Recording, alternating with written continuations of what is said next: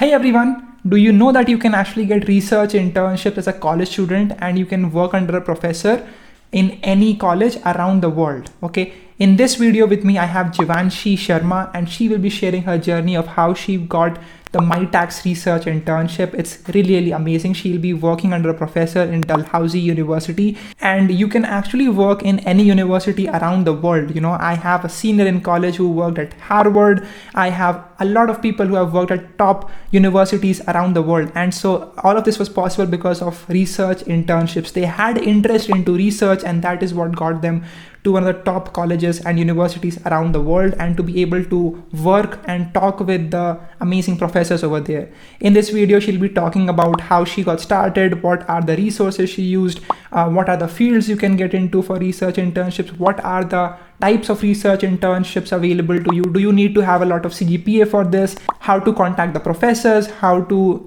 just talk to them, how to present yourself over there. And this would be a great experience for your CV as well as for you as a person. You will be able to take some amazing experiences by meeting those people, by having that international crowd around you. You will get to learn a lot. So I hope you'll enjoy this video. Make sure that you share this video with your friends, like this video, subscribe to this channel. And now let's get started with the podcast episode.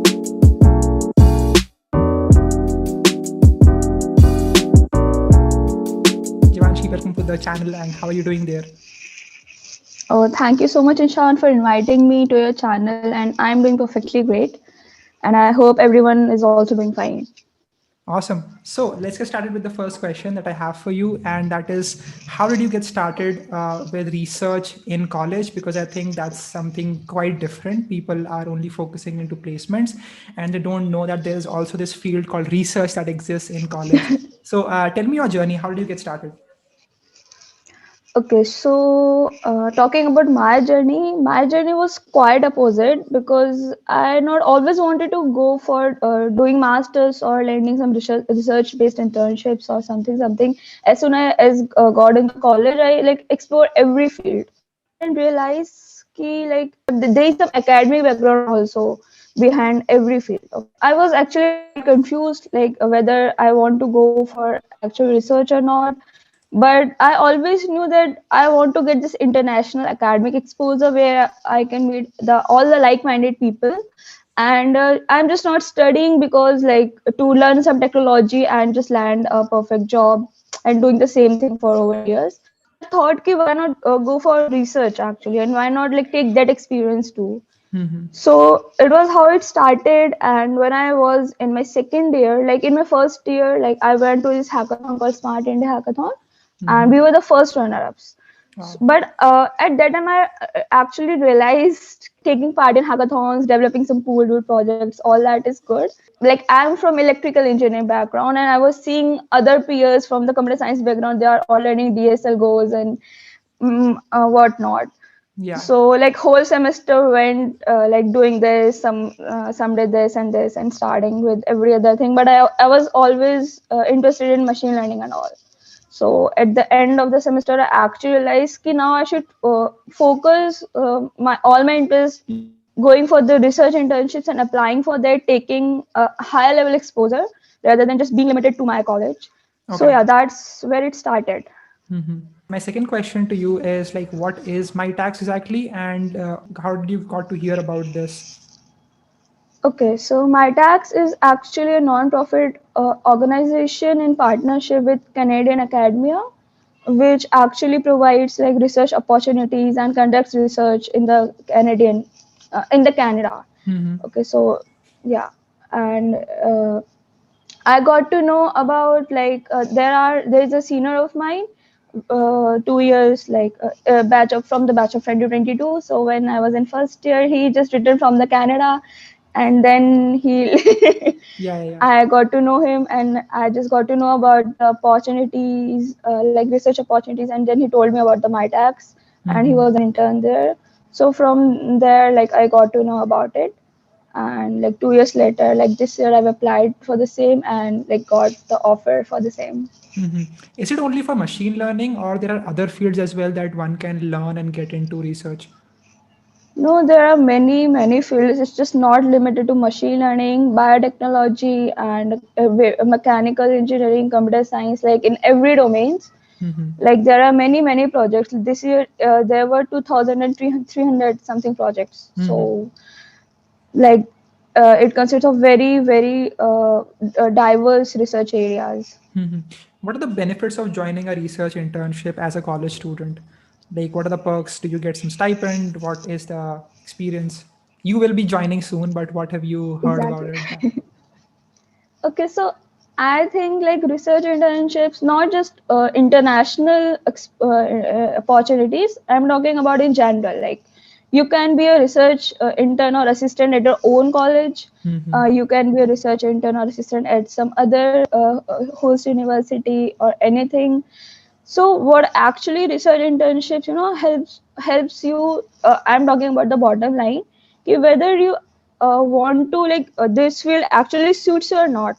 Like it just like can be a experiment kind of thing. Okay? Mm-hmm. Whether the research environment actually suits you or not, and Yeah. if you are interested in multiple domains, so then you can try to get a research internship in a one particular domain and actually get to know ki, okay, if I want to do this in future or not, like if I really want to make a career out of it or not, or dive deep into that into future or something.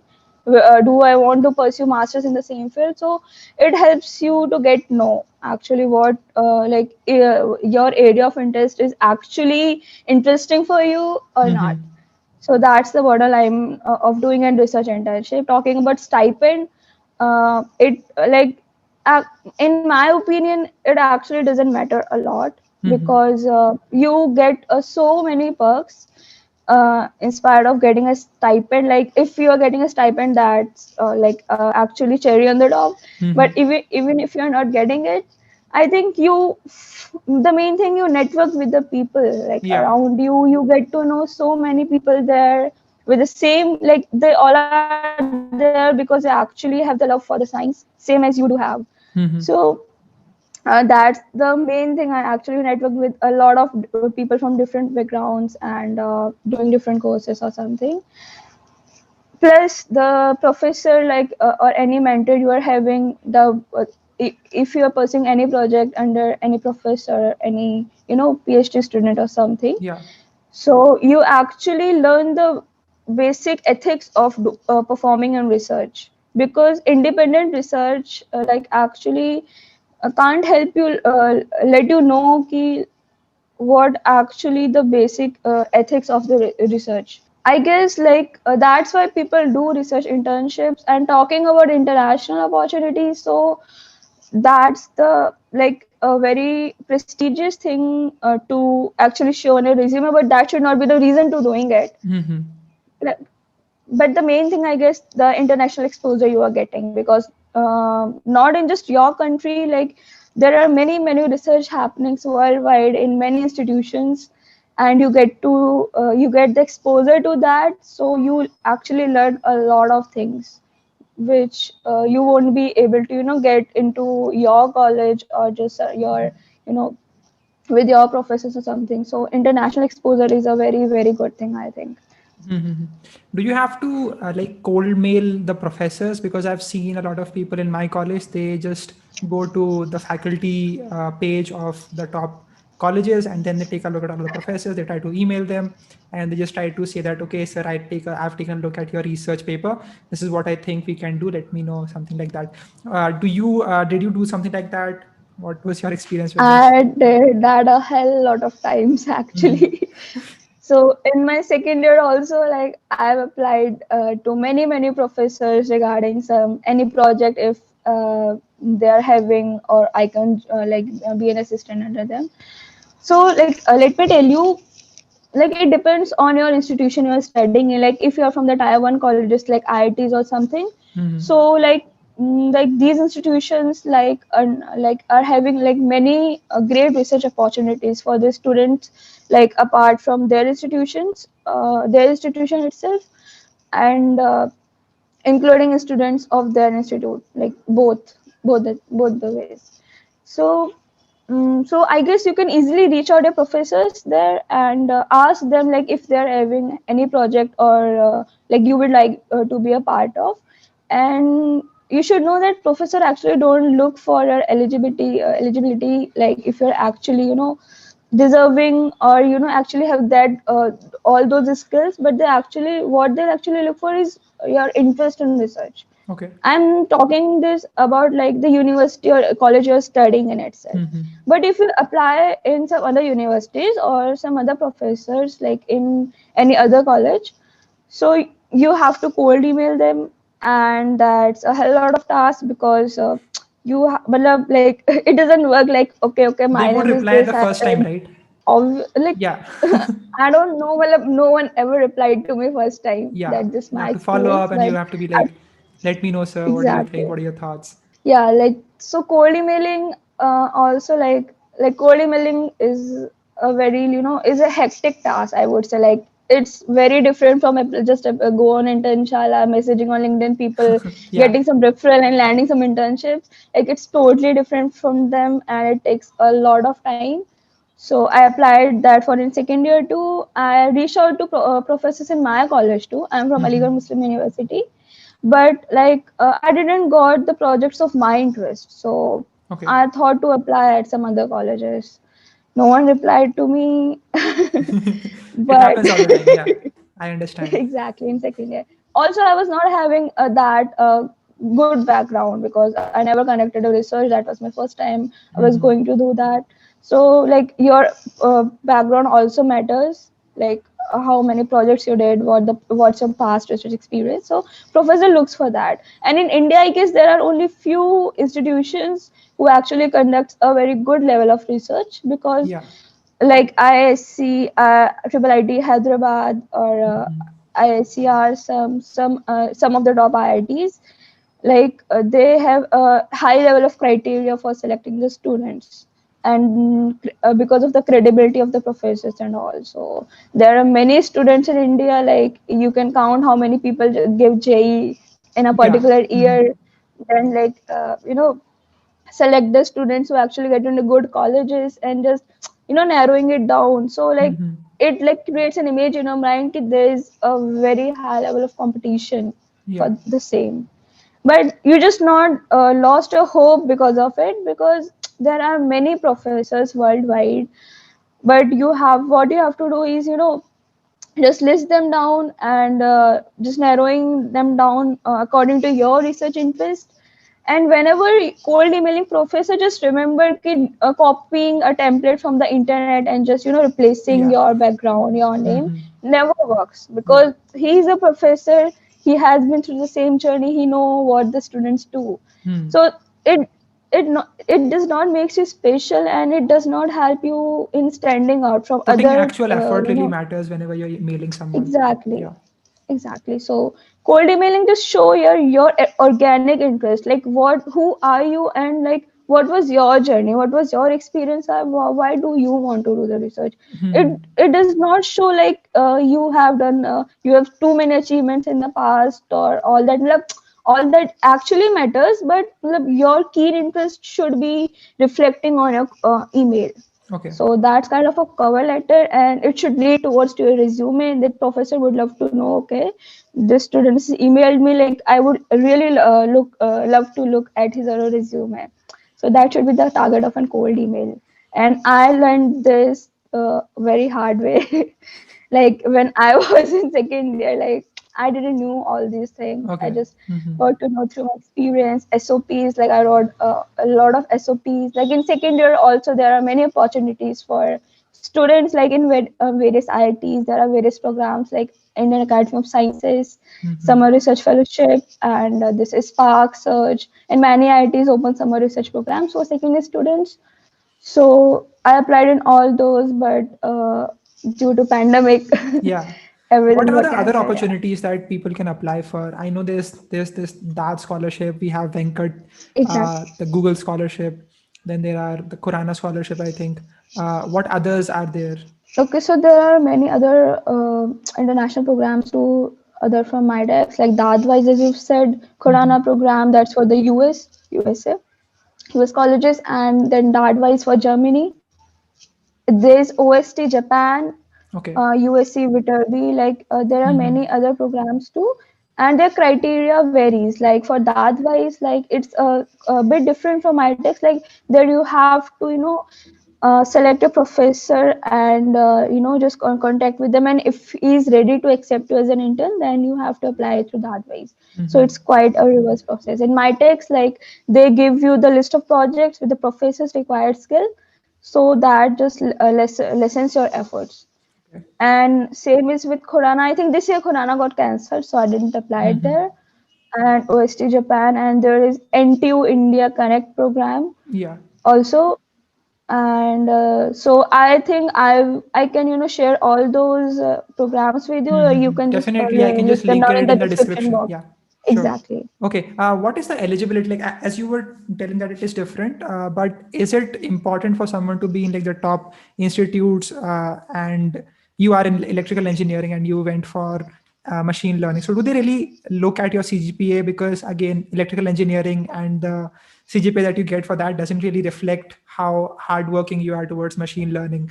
Because my CGPA is really trash, and I really Exactly. I am more into computer science and that field. So like, what is the eligibility, and do these things really matter? Okay, I think in my personal opinion, I think it doesn't matter that much to project. And why should it matter? Like this is my question to any professor. Like why should it actually matter?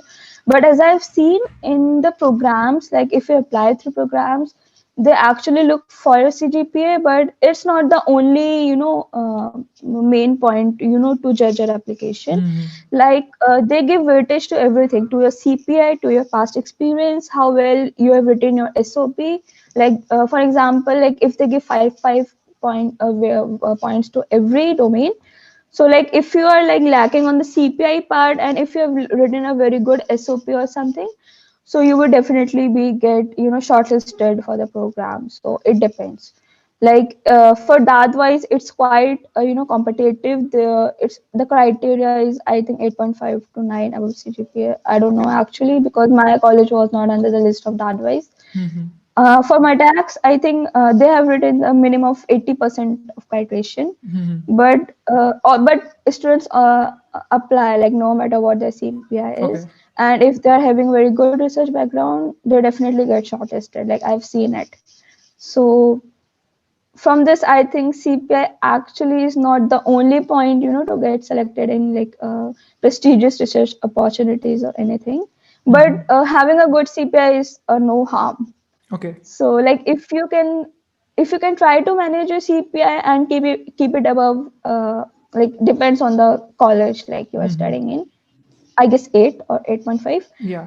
It would be much better for you and would help you in getting a master's program if you would apply to that in future. So CPI matters in the long term, but if you're having a very good research background and you are actually very interested in that, this won't be a barrier. The CPI won't be a barrier for in long term. This is my opinion. Okay, Jeevanshi, thank you so much for joining me here for this interview. Guys, if you have any questions, you can reach out to her on her LinkedIn, and I will have the links to that is in the description. Take a look at that. And if you have any questions, you can also just comment it in this video, and all of us can take a look at your doubts and we can solve your doubts. And yeah, thank you so much for joining me here, Jeevanshi. Thank you so much, Ishan. Thank you. So yeah, guys, that's pretty much it. That was the episode. Let me know what you think about this in the comment section below. I tried my best to ask all the questions, but if you have any questions, just post them in the comments and we will be more than happy to solve those questions. You can also connect with her on her profile's social handles. I will be linking that in the description as well. And I have also linked a spreadsheet which you can take a look at, which has all of the research internships, the popular ones. But yeah, this is a huge field. I would highly suggest you to take a look at this. You would get to learn a lot from here. All right, so yeah, that's pretty much it. I will see you all in the next video. Bye bye. Make sure that you subscribe to this channel, guys. That would be very much helpful.